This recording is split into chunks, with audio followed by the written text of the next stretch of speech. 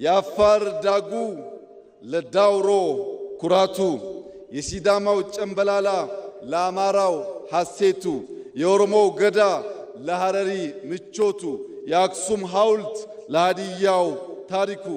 የጀጎል ግንብ ለቤንሻንጉል ቅርሱ፣ ፋሲል ቤተ መንግሥት ለሃዲያው ሀብቱ፣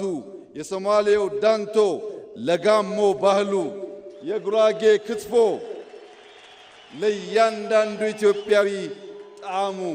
ያንዳችን ለሌላችን ውበት፣ ያንዳችን ለሌላችን ክብር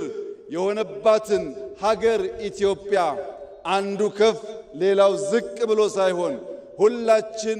እኩል ሆነን በወንድማማች አይን ተያይተን በመደመር እሳቤ የበለጸገች ኢትዮጵያን ለልጆቻችን እንድናሻግር አደራ ልላችሁ እወዳለሁ።